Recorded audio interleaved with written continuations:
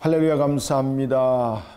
우리에게 주어진 시간, 오늘은 우리가 사무엘하 17장 1절부터 29절까지 다 보겠습니다. 자, 여러분들, 우리가 시대를 우리가 이제 살아가면서 보면은 왜 전략가, 우리가 이제 그 모략에 뛰어난 자들이라 역사 속에서 이제 많은 사람들이 등장하잖아요. 중국 역사 속에서도 보면은 왜 이제 그 모략 속에서 뛰어난 자들, 뭐 제갈공명 같은 지혜를 가지고 있다, 뭐 이렇게 얘기를 하지 않습니까? 자, 오늘 그 이스라엘의 역사 속에서 보면은 아주 지략이 뛰어나는 것이 마치 이 하늘에서 하나님 보좌에서 일하는 사람 같은 그런 모략가가 한 사람이 있었는데, 그가 오늘 본문에 등장하는 바로 아히도벨입니다. 아주 이 그 아히도벨은 지략이 뛰어납니다. 그런데 아히도벨에도 약점이 있죠, 그죠? 모든 사람에게는 다 약점이 있습니다. 이 땅에 살아가는 사람들은 완전한 사람이 단 한 사람도 없습니다. 여러분들이 볼 때, 와, 저 사람은 너무나도 강해. 그런데 반드시 약점이 있습니다. 모든 사람 약점이 다 있습니다. 완전하다라는 것은 오직 하나님 안에서만 우리가 이루어지는 것을 우리는 알고 있습니다. 특히 아히도벨, 야, 정말로 모략가로서 뛰어납니다. 그런데 그에게도 알지 못하는 그런 하나의 마음의 상처들이 있었죠, 그죠? 그가 왜 다윗을 배반했을까라는 부분들은 이런 이제 개인적인 성향 속에서 나타났던, 우리가 찾아본다면은 바로 여러분들이 이제 잘 아시는 것처럼 우리아 사건, 이 사건이 아히도벨에게는 충격적이었습니다. 그러면서 늘 그 마음이 담겨져 있었고, 그리고 이제 아히도벨이 압살롬이 배반했을 때에 다윗을 배반하지 않습니까? 다윗은 이러한 내용 속에 굉장히 또한 타격을 받게 되는 것을 우리가 볼 수가 있습니다. 자, 이런 아히도벨이 이제 본격적으로 이제 쓰임을 받습니다. 특히 이제 압살롬이 아히도벨을 부릅니다. 그리고 이제 아히도벨이 마지막으로 다윗을 총정리하는 부분에 대해서 모략을 펼칩니다. 그런데 이 모략을 펼치는데 한 사람이 함께 등장하는데 그가 후세입니다. 아히도벨과 후세. 자, 여러분들, 아히도벨과 이 후세를 통해서 우리가 능력으로 말한다면은 후세와 아히도벨 사이는요, 여러분들, 이게 대상이 상대가 되지 않습니다. 아시겠습니까? 모략 측면에서 본다면은 또한 지금까지 다윗의 성전고를 울렸던 정과의 대부분은 아히도벨의 모략이 대부분 함께 있었습니다. 그런데 아히도벨과 후세 가운데서 다윗의 최측근이라 말할 수 있는 것은 사실은 아히도벨인데, 개인적 측면에서, 인간적 측면에서 다윗과 또 친숙한 관계 있는 사람 누굴까요? 후세. 압살롬은 다윗의 아들이었지 않습니까? 그는 다윗의 네 번째 아들로서 그가 가지고 있는 그 개념들도 매우 아주 그 지략적이고, 그리고 그 또한 여러 가지 부분에 뛰어난 부분들도 분명히 가지고 있습니다. 이런 압살롬이 자신의 아버지 다윗을 총정리하려고 그러는 거죠.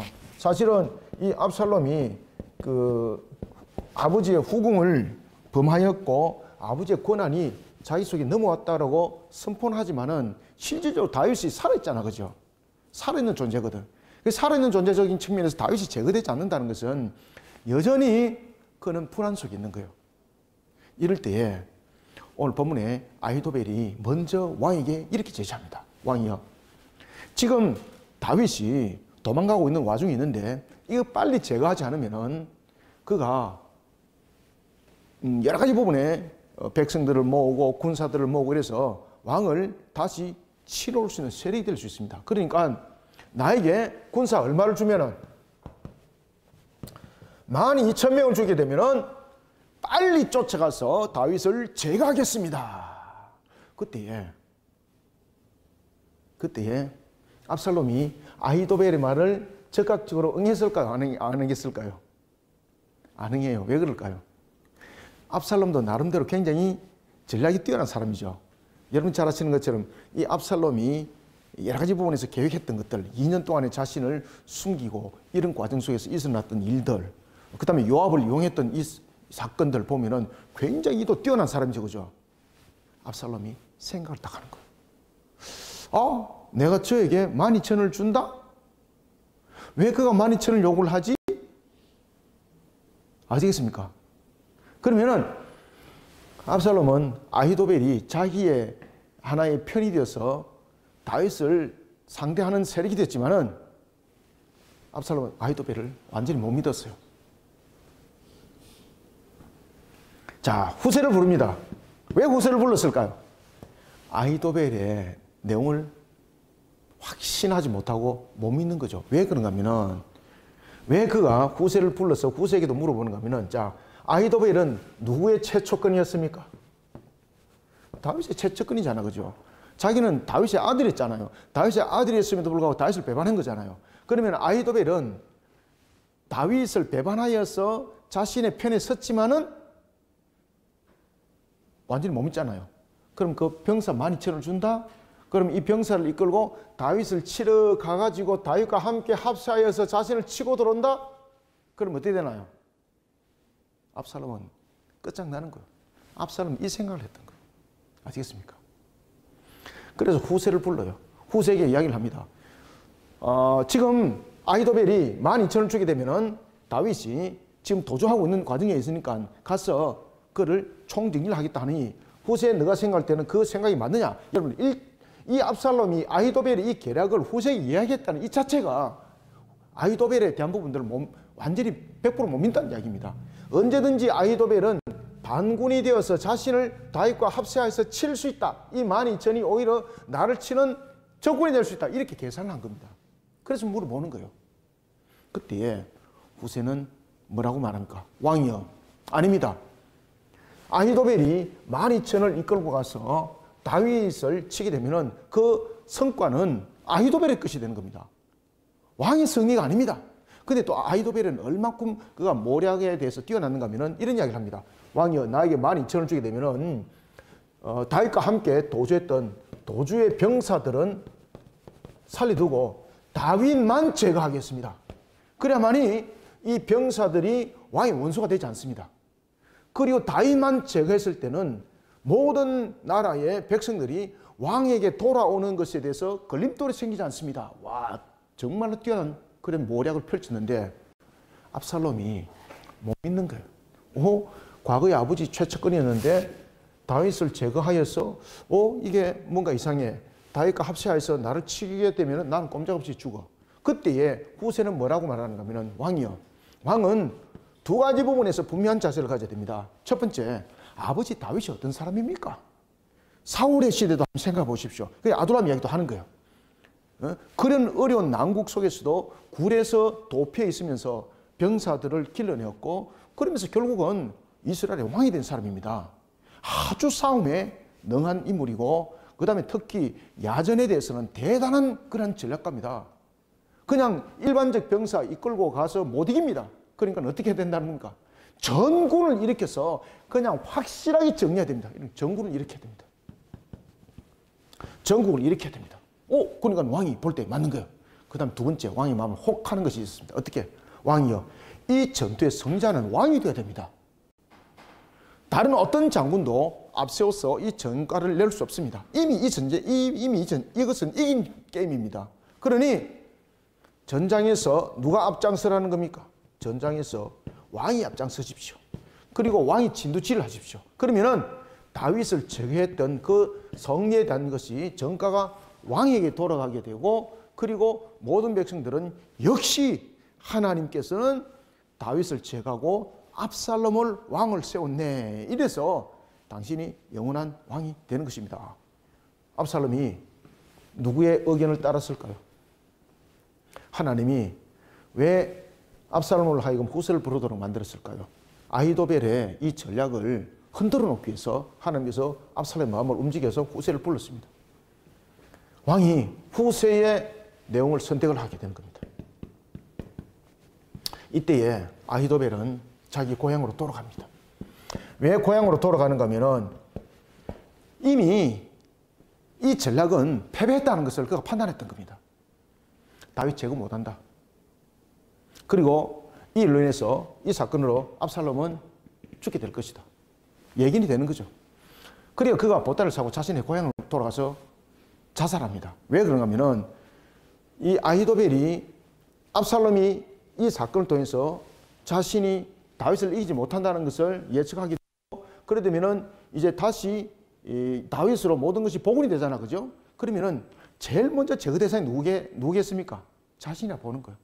그러니까 자신은 이 상황 속에서 이제 압살롬으로부터도 신뢰를 잃어버리게 되었고, 그리고 다윗이 이제 집권을 하게 되면 다윗으로부터도 신뢰를 잃어버리는 측면에서 내만이 문제가 아니라 우리 집안 자체가 전부 다 문제가 될 수 있다. 그러니 자신의 선택은 자신이 스스로 생명을 끊는 것으로서 정리를 하게 되는 것을 우리가 볼 수 있습니다. 자, 이를 통해서 우리는 오늘 17장 당대 최고의 모략가였던 아히도벨, 압살롬에 의해서 자신이 계략이 하나의 포기 단계에 들어서게 되었고, 이런 속에 그는 하나님의 섭리를 보게 되는 것입니다. 이 부분들은 역시 하나님이 압살롬을 세운 것이 아니었구나 라는 걸 통해서 우리는 하나님의 섭리를 돌아보고, 그리고 단 하나님은 악한 자의 계략을 꺾으시는 하나님이라는 것을 다시 한 번 더 볼 수 있는 겁니다. 자, 17장 본문 1절부터 한번 봅시다. 아히도벨이 또 압살롬에게 이르되 이제 내가 사람 12,000명을 택하게 하소서. 얼마 되지 않은 군사를 이끌고 다윗을 섬멸하겠다는 이유는 이 12,000을 속기 지금 소집하여서 속기 다윗을 쫓아가지 않으면은 지금 이 제갈 기회는 이제 놓친다는 뜻이에요. 속기 가야 됩니다. 속기. 그리고 다윗의 군대가 소수의 부분들이지만은 역시 다윗은 야전에 능한 그런 하나의 전략가이기도 한 다윗. 일반적인 병사로서는, 소수의 병사로서는 이길 수 없는 거죠. 그래서 12,000을 몰고 가겠습니다 라는 것은 다윗에 대한 부분에 대해서 그 능력도 인정하지만은 신속하게 이동할 부분들이 굉장히 필요했던 것입니다. 12,000명을 택하게 하셔서 오늘 밤에 내가 일어나서, 오늘 밤이라는 것은 신속하게 이 일들이 진행돼야 된다는 거예요.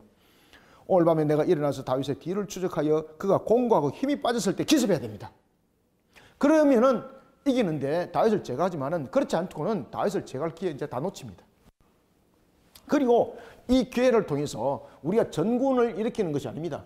12,000의 군사를 통해서 도주하는 병사들은 살려두고 다윗만을 제거했을 때에 이 도주한 병사들도 나중에 다윗 편에서 돌아서게 됩니다. 그러면은 왕은 나라를 평안하게 이끌 수 있습니다 라고 말하는 겁니다. 2절, 그가 공고하고 힘이 빠졌을 때 기습하여 그를 무섭게 하면 그와 함께 있는 모든 백성이 도망하리니 내가 다윗 왕만 쳐 죽이고.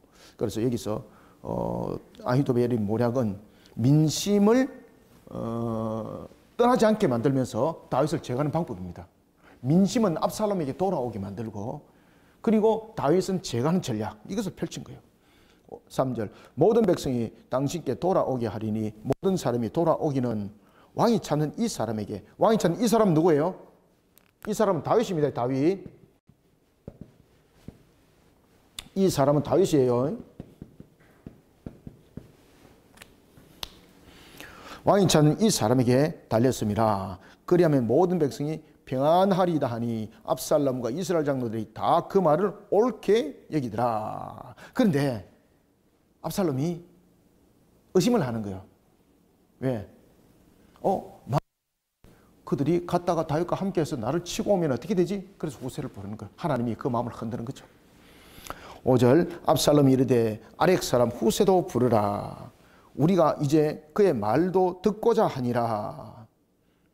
후세가 압살롬에게 이르매 압살롬이 그에게 말하여 이르되 아히도벨이 이러이러하게 말하니. 그죠? 압살롬이 이야기를 다 하는 거예요, 여러분들. 왜? 지금 압살롬이 아히도벨을 완전히 못 믿는다는 이야기입니다, 이거. 이러이러하게 말하니 우리가 그 말대로 행하랴? 그렇지 아니하거든 너는 어떻게 하라? 말하라 하니 후세가 압살롬에게 이르되 이번에는 아히도벨이 베푼 계략이 좋지 아니하니다 하고. 여기서 후세는 자신이 아히도벨보다 다윗에 대해서 지금 더 잘 알고 있다는 점을 강조하고 있습니다. 개인적 측면에서는 아히도벨보다는 후세가 다윗에 대해서 더 잘 알고 있어요. 이것은 압살롬이 더 잘 알아요. 8절, 또 후세가 말하되 왕도 아시거니와 왕의 아버지와 그의 추종자들은 용사라. 오, 맞거든. 그죠? 다윗이 여러분들 어떤 자입니까? 사울은 천천히요, 다윗은 만만이라. 다윗은 또 어떤 자예요? 골리앗을 이긴 사람이잖아. 그죠? 다윗은 어떤 자예요? 최고의 극점에 가서 끝났다고 했을 때 반전의 역사를 일으켰던 용사잖아. 그죠? 그게 여러분 잘 아시는 아둘람 사건이잖아요. 8절 또 후세가 말하되 왕도 아시거니와 왕의 아버지와 그의 추종자들은 용사라. 압살롬 당신도 너무나도 잘 알고 있는 내용 아닙니까? 지금 이 말이거든요. 그들은 들에 있는 곰이 새끼를 빼앗긴 것 같이 격분하였고 왕의 부친은 전쟁에 익숙한 사람이죠. 맞잖아, 그죠? 다윗이 천천히고 사울이 천천히 그랬을 때 다윗은 만만해 부를 정도로 얼마나 여러분들 전쟁에 익숙한 사람입니까? 전쟁에 익숙한 사람인즉 백성과 함께 자지 아니하고 지금 그가 어느 굴에 자 여기서 이제 다윗이 주로 피했을 때에 엔게디 고원 속에서 주로 이제 굴에서 살았죠, 그죠? 왜 그런가 하면은 그 속에서 은밀하게 자신의 몸을 숨길 수도 있었고 또한 여러 가지 부분의 계략도 펼쳐 나갈 수 있는 것이 굴이었거든요. 당신의 아버지를 기억하십시오. 당신의 아버지가 굴을 통해서 얼마나 많은 그런 계략들을 펼쳤습니까? 맞거든. 그리고 또한 다윗은 전략이 뛰어나잖아요. 그래 무슨 이야기를 하는가 하면 9절 지금 그가 어느 굴에나 어느 곳에 숨어 있으리니 혹 무리 중에 몇이 먼저 엎드리지만 여기서 무리 중은 누굽니까? 압살롬의 군사, 압살롬 군사. 지금 아히도벨이 이끌어가는 이 12,000을 말하는 거예요. 이 12,000명이 아무것도 모르고 가다가 매복해 있는 다윗의 군사들에게 다윗의 군사들에게 습격을 당해가지고 타격을 받았다면은 군사들이 낙담해가지고 야 역시 다윗은 강해. 사울 의사까지 전부 다 포기해버립니다. 아버지 다윗을 잘 알지 않습니까? 소수의 숫자하고도 매복하여서 큰 군사를 이긴 그런 능력을 가진 사람 아닙니까? 이번에도 똑같은 그런 전략을 펼칠 건데 아무것도 모르면서 12,000을 끌고 갔다? 이 숫자 갖고 되지 않습니다. 우리가 어떤 한 분류가 이런 매복한 다윗의 군사에 의해서 우리가 전멸당할 일은 없겠지만 일부분이라도 우리가 상함을 입게 된다면 군사들의 사기가 극도로 끓길 것이고 그리고 군사들은 뭐라고 말하는가 하면 역시 하나님이 다윗을 지키십니다. 이렇게 판단할 것입니다. 그러면은 다윗은 고사고 압살롬 왕이야. 당신 자체가 위험합니다. 지금 그 얘기를 하는 겁니다. 지금 이게.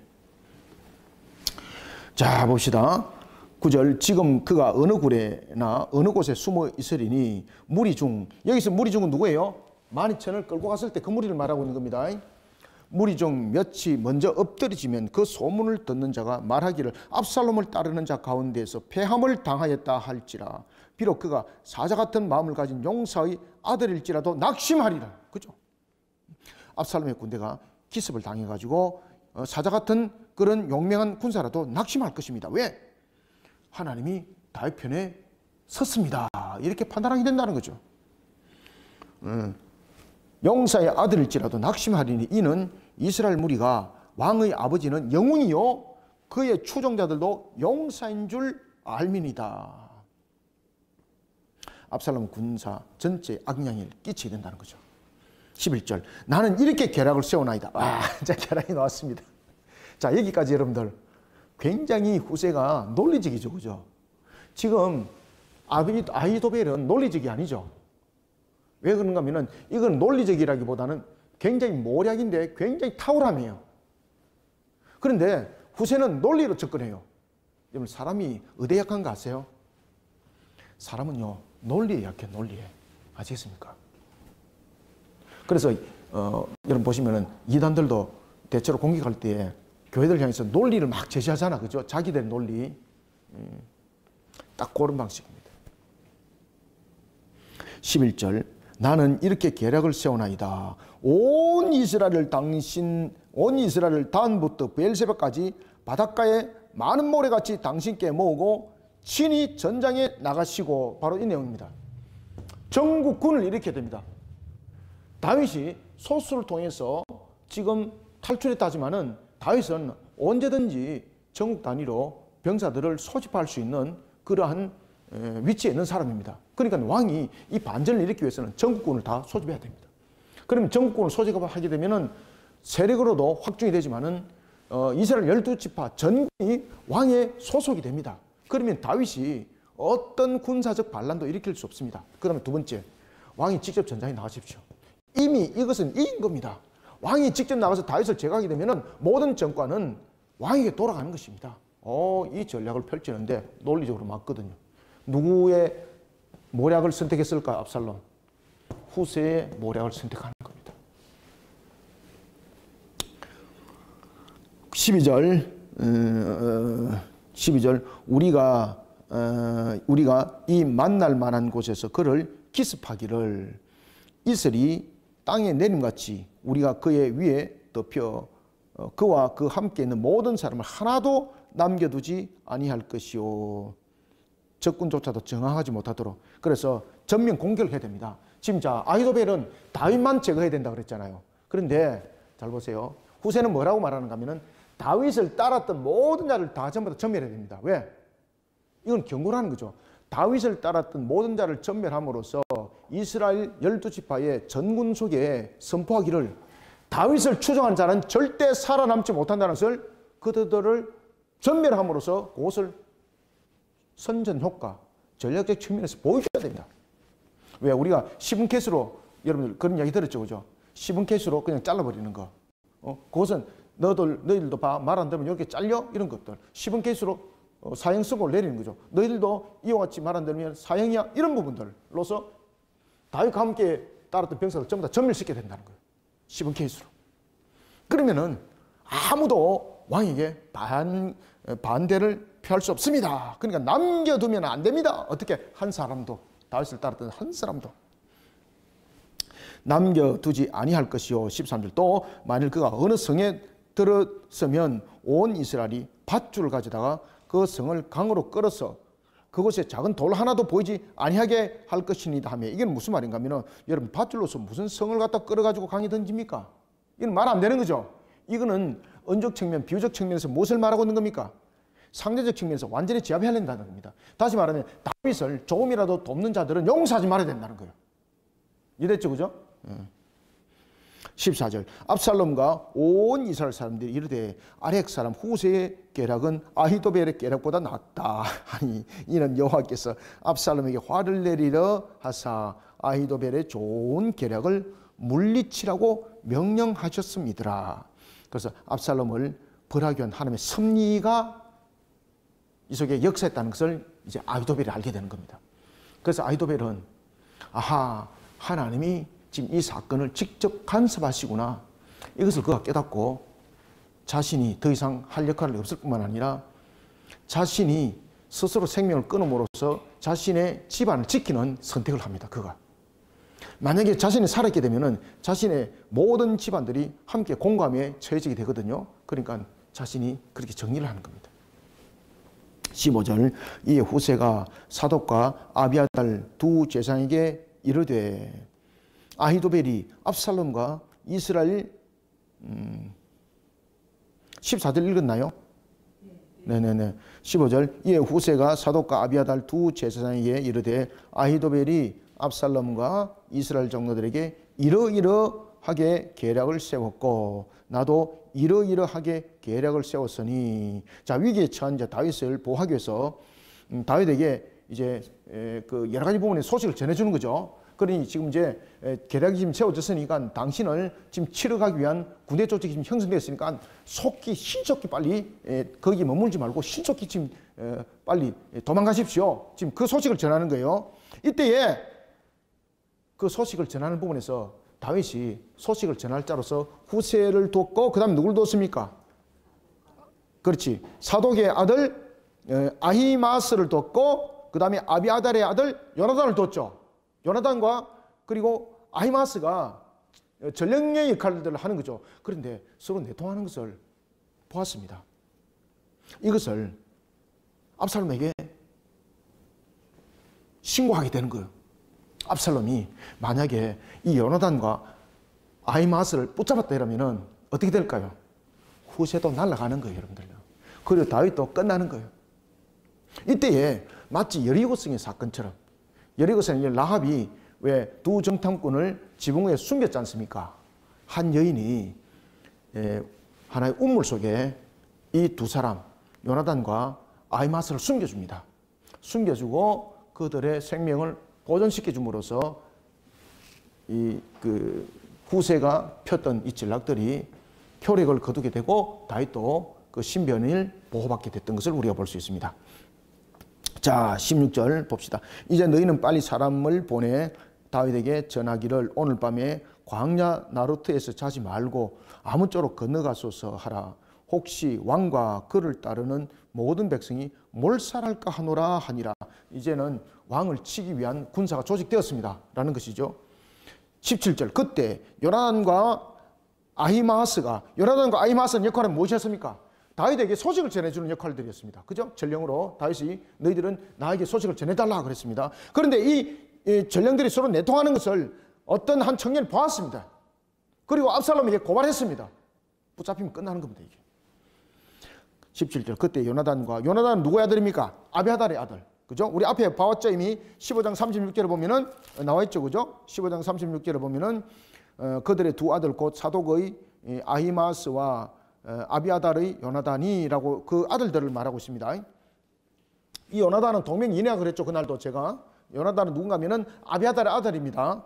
그리고 아히마스는 사독의 아들이에요. 그때 요나단과 아히마스가 사람이 볼까 두려워하여 감히 성에 들어가지 못하고 예느로겔가에 머물고 어떤 여종은 그들에게 와서 말하고 그들은 가서 다윗 왕에게 알리더니 한 청년이 그걸 봤다는 거예요. 18절 한 청년이 그들을 보고 압살롬에게 알린지라. 그 두 사람이 빨리 달려서 바후림 어떤 사람의 집으로 들어가서 그의 뜰에 있는 운물 속에 내려가니. 자, 여러분들 여기서 참 여인의 역할이 참 중요했습니다. 이 여인이 만약에 이 두 사람을 밀고 했다면 어떤 결과가 났을까요? 후세도 끝장나는 것이고. 왜 그런가 하면 지금 이 두 사람에게 연결했던 사람이 누군가 지금 이미 다 드러났잖아, 그죠? 드러났고 그 다음에 이제 이 사람들의 연결터는 결국 후세거든요. 그러면은 후세의 부분들이 결국은 다윗을 도피시키는 전략이라는 것을 알게 되면은 결국은 아히도벨의 이 묘략이 적용이 되는 거죠. 그러면 다윗도 끝장나는 거예요, 여러분들.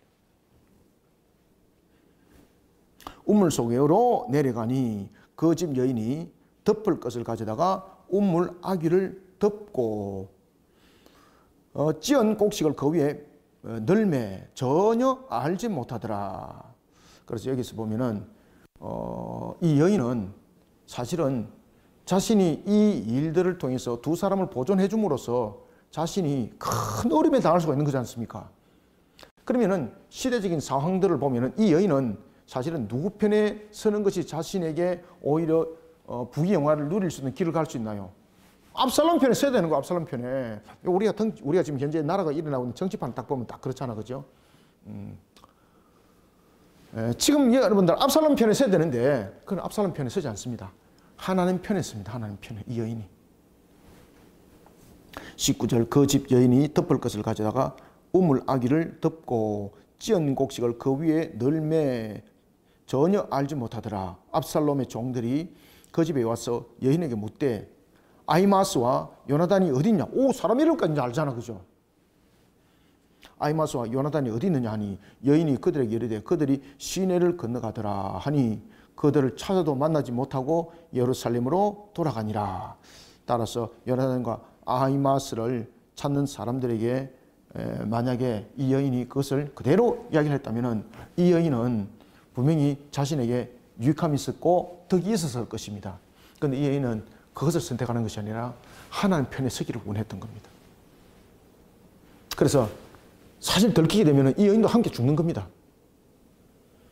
생명까지 이 여인은 내걸면서 이 두 사람을 지켰던 것은 곧 하나님의 섭리 가운데 이루심에, 하나님은 섭리 가운데 이루실 때 항상 사람들을 통해서 일들을 역사하지 않습니까?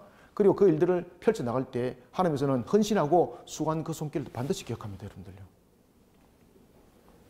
21절 그들이 간 후에 두 사람이 우물에서 올라와서 다윗 왕에게 가서 다윗 왕에게 말하여 이르되 당신들은 일어나 빨리 물을 건너가소서. 아히도벨이 당신들을 해하려고 이러이러하게 계략을 세웠나이다.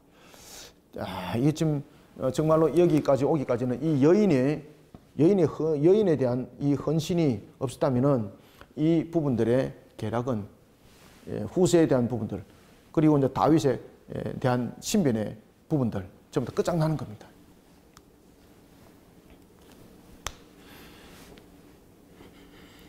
어, 22절 다윗이 일어나 모든 백성과 함께 요단을 건널세 새벽까지 한 사람도 요단을 건너지 못한 자가 없었더라. 다윗이 이제 위기를 모면하게 되는 거죠.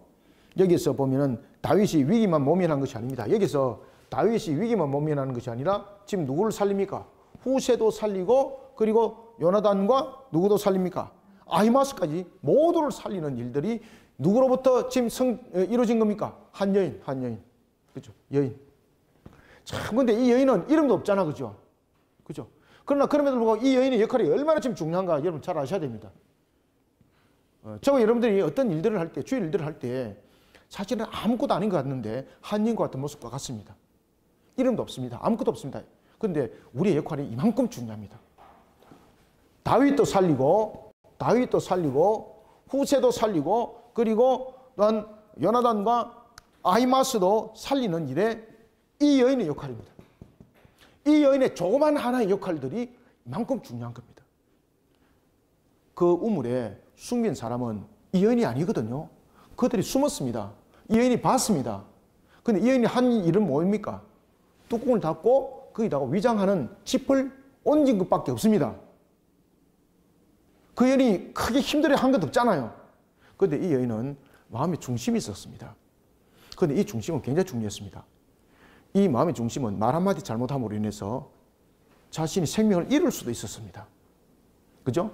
이 후세, 보면 요나단과 아히마스를 숨긴 이 사실을 거짓말을 했는데 만약에 여기서 압살롬의 종들이 이 우물 이거 우리 한번 조사해보자. 이래 뚜껑도 열 수도 있는 것 아니에요.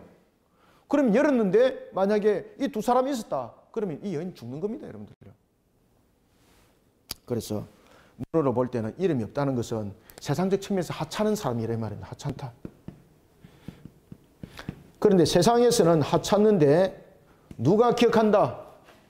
하나님은 이름이 없어도 하나님은요 이 여인을 기억하고 이 여인에게 상급을 주는 겁니다. 이게 하나님의 공입니다. 여러분 아시겠습니까? 그래서 성경에 기록되는 겁니다. 지금 이 여인이. 이 여인이라는 것은 이름도 쓸 수도 있습니다. 분명히. 그런데 이름이 없다는 것은 이 여인이 비천한 하나의 신분의 여인이었다는 이야기예요. 족보적 측면에서도 자랑할 것이 없는 비천한 여인이에요. 그래서 여인이라고 단어를 딱 쓰는데 하나님은 그가 누군지 안다 모른다. 아는 겁니다. 여러분들요. 그래서 저와 여러분들은 어떤 일들을 할 때에 세상 사람들은 우리를 인정해 주지 않고 그래 할지라도 우리가 주님의 나라를 위해서 힘쓰고 애쓰는 것은요 하나님이 전부 다 알고 있어요. 여러분들요. 우리가 유명해질 수도 있는데 유명하지 아니할지라도 유명해지지 아니할지라도 하나님은 그 속을 전부 다 기억을 다 오세요. 여러분들 아시겠습니까? 우리는 이런 일들에 대해서 힘도 생길 수 있고 용기도 생길 수 있고 격려도 생길 수 있는 거예요. 전부 다 유명한 사람들만 다 되면은 여러분 유명하지 못한 사람들은 뭐 할 일도 없겠네? 뭐 이렇게 되는 거지 않습니까? 근데 이 여인은 족보상으로도 아무것도 없어요. 그냥 여인이었습니다. 자랑할 것이 없다는 거죠. 그냥 비천한 신분이에요. 그런데 하나님의 섭리에 굉장히 중요한 일들을 했던 거예요. 이 여인이 있었기 때문에 다윗이 살아난 거예요. 여러분들요. 그래서 여러분들은 이 여인을 기억하시길 바랍니다. 나도 처음 가면은 다 만납니다. 이 우물 사건에서 이 여인을 한번 만나보시고요. 만날 수 있습니다. 기억하시길 바랍니다. 자, 보겠습니다. 그래서 21절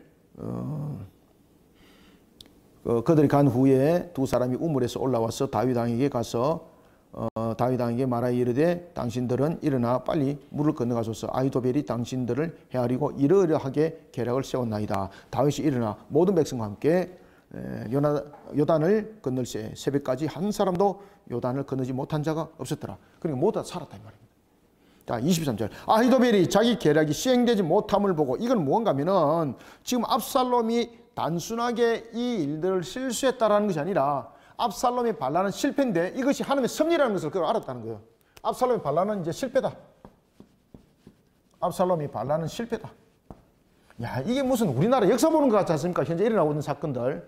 압살롬의 사건은 실패다. 그런데 이것이 하나님의 섭리다. 하나님의 섭리. 지금 우리가 나라 속에 일어나고 있는 일도 여러분들 이게 말입니다. 야당에서 말하고 있고 여당에서 말하고 있는 그 사람들 원하는 대로 안 이루어져요. 여러분들요. 안 이루어져요. 우리 기도하셔야 돼요. 아시겠습니까? 하나님께서 이 나라를 바르게 세우는 절호의 기회인지도 몰라요. 지금 만약에 이 상태로 계속 하다 보면 정말로 나라 어지러워지거든요. 그런데 하나님이 정리할 수 있어요. 그래서 이 시간에 우리가 딱 세 분류가 이루어져야 돼요. 교회가 편가름이 생기면 안 돼요. 탄핵인 이런 여러분 말도 꺼내지 마십시오. 하나님이 이 나라를 향해서 지금 어떤 징계를 하고 있는가를 교회가 영적으로 깨달아야 되는 거예요, 여러분들요. 그래서 기도하는 방향이 달라져야 돼요. 그럴 때에 하나님의 놀라운 섭리가 이제 일어납니다. 그죠? 한 여인의 이 사건들을 통해서 여러분들 보십시오. 하나님께서 일하시잖아요. 그래서 우리는 또 이 일들을 통해서 우리가 점심 먹고 난 뒤에 우리가 12월 달과 1월 달에 해야 될 일들 가지고 잠깐 우리가 모임도 가졌죠. 그죠? 주님의 나라 확장을 위해서 우리가 무엇을 펼쳐 나가야 되는 것인가. 2인 1개조로 나눠서 우리가 또한 복음 전도를 향하여 일들을 진행해 나가면서 또 언언하게 됐습니다. 그런데 하나님의 섭리 가운데 무릎 꿇고 기도하는 것이 굉장히 중요합니다. 아히도벨에 오십시오. 23절. 아히도벨이 자기 계략이 시행되지 못함을 보고 나귀의 안장을 지우고 일어나 고향으로 돌아가 자기 집에 이르러 집을 정리하고 스스로 목 매어 죽음에 그의 조상의 묘에 장사되니라. 여러분들 지금 여기서 보면은 아히도벨은 자신이 압살롬으로부터 쓸 자리를 잃어버린 거예요. 그러면은 아무 가치가 없는 거죠. 또 하나는 지금 아히도벨이 볼 때 압살롬의 반란은 실패예요. 그러면 이 실패는 하나님의 섭리라는 거거든요. 그럼 자신이 또 다윗이 복군됐을 때도 자신이 설 자리는 없는데 중요한 것은 뭔가 하면은 자신이 반란을 일으킨 편에 서는 거잖아요. 그럼 자신의 가족들이 온전하지 못해요. 보복이 많은 거죠. 그러니까 자신의 생명에서 모든 걸 끊어버리는 거예요. 그러니까 이 아히도벨이 생명을 끊은 것은 두 가지 이유입니다. 첫 번째는 자신의 흠함을 보게 된 것이었고 두 번째는요. 자신의 가족들과 주변을 지키는 겁니다. 이게. 그러면서 생명을 끊어버리는 거예요. 자기 선에서 정리하는 거예요. 아시겠습니까? 24절. 이에 다윗은 마하나임에 이르고 압살롬은 모든 이스라엘 사람과 함께 요단을 거느니라. 후세의 모략에 따라서 이스라엘 모든 지파가 이제 세워집니다. 24절. 이에 다윗은 마하나임에 이르고 압살롬은 모든 이스라엘 사람과 함께 요단을 건넜습니다. 다시 말하면 후세의 모략대로 이스라엘 모든 지파에 파병을 했다는 거죠. 그러면은 잘 보십시오. 자, 여러분들 후세가 왜 전국에 있는 군사들을 모아야 된다고 이야기를 했을까요? 다윗에게 시간을 주기 위해서입니다. 시간을. 자, 전국에 있는 군사는 압살롬이 지금 없는 거잖아요. 각 지역에 있기 때문에 불러 모아야 되는 기간이 있죠. 불러 모으는 데 있어서 시간이 소요됩니다. 그런데 왜 아히도벨은 12,000을 달라고 그랬을까요? 이 12,000은 부를 필요 없이 12,000은 누가 있는 겁니까? 압살롬과 함께 있는 바로 그 근처에 있는 친근에 있는 그 군사들입니다. 그러니까 시간적 소요가 필요 없죠. 바로 발동될 수 있는 거죠. 후세가 왜 전국군을 일으켜야 된다고 이야기하는가 하면 다윗의 도피 시간을 돕겠습니다. 도피 시간. 그런데 아히도벨은 왜 압살롬에게 12,000을 달라고 그랬는가 하면 다윗으로 하여금 도피할 시간을 주지 않기 위해서. 그래서 이 12,000은 압살롬의 바로 함께하고 있는 군사. 그런데 전국군은 부르는 데 있어서 분명히 시간이 걸려요. 그러면 다윗이 도피하기 위한 시간이 스스로 벌 수 있는 거죠. 그래서 다윗이 도피하는 거예요. 압살롬은 모든 이스라엘 사람과 함께 요단을 건너니라. 이미 시간이 많이 지났습니다. 다윗은 이미 멀리 도망간 상태입니다. 자, 25절. 압살롬이 마사로 요압을 대신하여 군 지휘관으로 삼으니라. 자, 여러분들. 자, 지금 여기서도 보면은 압살롬이 이제 아히도벨이 죽었습니다. 그러니까 압살롬 주변에 모략가, 그 다음에 뛰어난 어떤 전략가도 없습니다. 그리고 또 하나는 비교될 수 있는 것은 아마사와 요압은 비교가 되지 않습니다. 그러면은 전장의 경험으로 따진다면 서로 이제 맞붙어 다 누가 이길 것 같아요? 다윗의 군대가 이기는 거예요, 여러분들요. 그래서 25절은 무엇을 지금 예고편으로 보여주고 있는가 하면은 다윗은 압살롬에 의해서 무너질 수 없다는 것을 이제 여러 가지 측면에서 이제 보여주기 시작하는 거예요. 25절 압살롬이 마사로 요압을 대신하여 군 지휘관으로 삼으니라. 아마사는 이스라엘 사람 드라라 하는 자의 아들이라. 이드라가 나하스의 딸 아비갈과 동침하여 그를 낳았음에 아비갈은 요압의 어머니 스르야의 동생이더라. 라는 것은 뭡니까? 서로 간의 이종관계입니다. 이종관계. 그럼 전부 다 이것도 또 다윗과 또 친족이죠. 그죠? 다윗의 조카입니다. 압살롬도 뭡니까? 요압도 마찬가지고 아마사도 마찬가지고 다윗의 조카이면서 그 요압의 이종사촌 관계에 있는, 그렇지만은 능력에 있어서는 완전히 차이가 납니다. 그리고 이제 이 말씀을 통해서 우리는 알 수 있는 것은 칼이 하나님께서 심판하실 때 칼이 너희 집을 영원히 떠나지 않을 것이라는 이 말씀의 성취가 이제 이런 집안의 내력을 통해서 일어납니다. 이게 26절 이에 이스라엘 무리와 압살롬이 기라 땅에 진친이 다윗이 마하나임에 이르렀을 때에, 자, 앉아 보십시오. 다윗이, 압살롬은 지금 전군을 일으켰죠. 그죠? 전군을 일으키면서 모든 군대는 이제 압살롬에게 속겠다라고 또한 선포하게 됐습니다. 그런데 다윗은 누가 도와주는 거 잘 보십시오. 그래서 우리가 평소 때 씨 뿌리기를 잘 하시길 바랍니다. 다윗이 어려울 때 그들을 도왔던 사람들이 다윗을 돕기 시작합니다. 자, 그 먼저 첫 번째 보십시오. 이방인입니다. 암몬 족속. 여러분들, 암몬 족속은 늘 이스라엘과 대적이었습니다. 그런데 오늘 본문에 보면은 다윗을 돕는 무리가 있는데, 다윗이 지금 여러분들 잘 아시는 것처럼 지금 망명생활을 하는 거지 않습니까? 망명도 모자라서 그냥 쫓겨갔잖아요. 아무것도 없거든요. 그러면 누가 다윗을 돕겠습니까?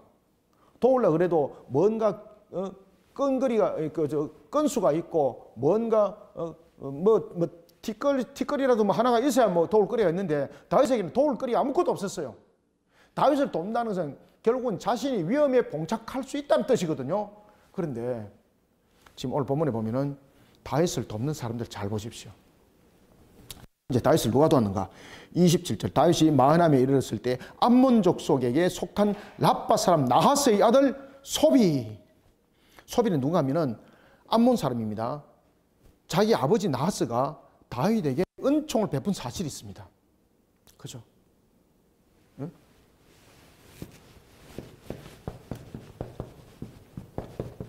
나하스와 관계. 나하스는 다윗을 굉장히 좋게 봤던 암몬 왕이었습니다. 다윗이 그 관계를 유지를 하고 있었습니다. 그래서 우리가 대외적 관계가 참 중요합니다. 그 다음에 자, 두 번째 누가 돕는가 보십시오. 암몬 족속에게 속한 라빠 사람 나하스의 아들 소비와 그 다음에 로데발 사람 암미엘의 아들 누굽니까? 마길. 자, 두 번째는 마길입니다. 자, 마길은 무엇을 기억했을까요? 자, 여러분 보시면요. 왜? 다윗이 그 머비보셋을 후대하잖아요. 그죠? 사울의 집안이잖아요. 근데 그런 머비보셋을 굉장히 후대했거든요. 이것을 누가 봤는가? 마길이 보고 있었던 거죠. 그러니까 마길이 정의로움과 은혜를 생각하는 거예요. 그리고 그의 선택은 다윗이 어려울 때 돕는 것을 선택을 하는 거죠. 아시겠습니까? 그래서 그는 마길은 머비보셋을 도왔던 것을 기억하고 다윗을 돕는 거예요. 자, 그 다음에 세 번째는 누가 또 돕는가 보십시오. 야, 이 인물이 굉장히 중요합니다. 그 다음에 세 번째 인물은요, 로글림 길라 사람 바르실레. 이 바르실레는 굉장히 부자입니다. 그러면 여러분들, 바르실레가 한편에 누군가를 잘못 도와줌으로 인해서 자신의 전 재산 다 날아갈 수 있는 거잖아요. 그런데 바르실레는 왜 다윗을 도와줄 수밖에 없었을까요? 바르실레의 부를 축적하기까지 1등 공신은 다윗이었습니다. 그가 다윗이 한참 전성기 때에 천천과 만만을 이루면서 다윗이 뭐 모든 것들을 갖다 이끌어갈 때 다윗은 사적인 욕심을 부리지 않았잖아요. 특히 이제 아람 족속들이 여러 가지 부분에서 위협을 가하고 또한 여러 가지 재산적 손실, 약탈을 가하고 있을 때에 다윗이 이 바르실레의 재산을 지켜줍니다. 그리고 주변에 이 아람 족속을 물리쳐버리는 겁니다. 그럼으로써 이 바리실레가 부자가 될 수 있는 그런 계기가 있었던 겁니다. 아람의 사람들을 물리쳤던. 그러니까 은혜를 잊지 않는 거예요. 대외관계, 그 다음에 은혜의 베품이 이 손길들이 나중에 어려움 속에 여러분들 돕는 손길이 됩니다. 그래서 주변을 잘 섬기고 잘 베푸시길 바랍니다. 다윗이 아무도 돕는 사람이 없을 때에 특히 다윗을 극진히 도왔던 사람 누가? 바르실레입니다. 바르실레. 다윗이 용기가 생기는 거야. 야, 내가 홀로 있는 것이 아니구나. 다윗과 함께 했던 군사들도 용기를 얻는 겁니다. 야, 우리가 도망자가 아니구나. 그러면서 그들은 무엇을 받겠습니까? 하나님이 우리를 도우시네. 이러면서 그 병사들이 용기를 내기 시작하고, 그리고 이 소문들이 이제 주변으로 확장이 되면서 다윗에게 다시 사람들이 모이들기 시작합니다. 자, 이런 부분들도 우리가 잠시입니다. 그리고 이제 다윗이 하나님께서 모든 반전의 역사를 속히 이루가게 만드는 것을 또 함께 볼 수 있습니다. 자, 28절, 29절 읽고 마무리합니다. 침상과 대야와 질그릇과 밀과 보리와 밀가루와 볶은 곡식과 콩과 팥과 볶은 녹두와 꿀과 버터와 양과 치즈를 가져다가 다윗과 그와 함께한 백성에게 먹게 하였으니 이는 그들 생각에 백성이 덜해서 시장하고 권하고 목마르겠다 함이더라. 얼마나 여러분 이 부분들을 통해서 용기가 생기겠습니까? 이와 같이 그들의 헌신은요, 도망중이던 다윗과 그와 함께했던 사람들에게 육적인 회복뿐만 아니라 영적인 회복의 기력도 함께 줬던 것을 볼 수가 있습니다. 그러면서 하나님이 우리를 도우시네 라는 것을 그들이 보게 되는 거죠. 자, 오늘은 이와 같이 이제 하나님의 섭리에 관해서, 또한 하나님의 섭리 속에서 일하실 때 또한 사람을 통해 어떻게 역사하는가를 보았습니다. 저와 여러분들도 항상 하나님의 신앙 중심 속에 세워나가면서 또한 세상 속에서 또한 여러 가지 부분들을 하나님의 영광을 위해서 잘 섬기고 여러 가지 사역들을 열심히 해나가다 보면은 내가 어려움이 당할 때도 있습니다. 그때 하나님께서 그들을 통해서 도움의 손길이 함께 역사할 수 있다는 것도 우리는 오늘 본문을 통해서 함께 봐왔습니다. 자, 오늘은 여기까지 하고, 자, 다음 주는 이제 압살롬의 반역은 어떻게 실패하는지, 자, 18장을 통해서 그 내용을 보도록 하겠습니다. 감사합니다. 수고하셨습니다. 하나님 감사합니다. 주님께서 베푸시는 은혜 속에 오늘도 우리에게 하나님이 주신 말씀으로 하나님의 섭리가 어떻게 일어난지를 보았습니다. 아무리 세상에 뛰어난 모략가라 할지라도 하나님의 뜻 가운데 있고 하나님의 계획 가운데 있고 하나님의 실행 가운데 모든 것들은 일어남을 다시 한번 더 되돌아보고 되새겨봅니다. 살아계신 하나님, 참으로 나라가 혼탁하지만은 하나님의 그 섭리가 이 나라를 향해서 하나님이 일하심이 새로운 방향의 역사가 일어날 줄 믿습니다. 이 나라 위에 신앙으로 바르게 세우라고 우리에게 주는 음성이니 우리는 기도하며 주님의 뜻을 구합니다. 하나님, 이 나라를 불쌍히 여겨 주시옵소서. 이 나라를 하나님의 나라로 회복시켜 주시옵소서. 협착군들로 인하여서 이 나라 패망에 이르지 않도록 도와주옵소서. 하나님이여, 이 나라가 참으로 정치꾼들의 품앗이가 되지 않게 역사하여 주시옵소서. 나라 위에 우리가 있습니다. 주님의 십자가가 있습니다. 우리의 사명이 있습니다. 우리는 또한 이 나라를 위해서 주님의 사명을, 복음을 전하는 일에 오늘도 사력을 다하고, 오늘도 우리가 회의하고 언언했던 것처럼 주님의 뜻을 펼쳐가고자 하오니 하나님, 우리를 통해서 일하여 주시옵소서. 주님의 나라 세우게 하여 주옵소서. 예수님의 이름으로 기도드립니다. 아멘.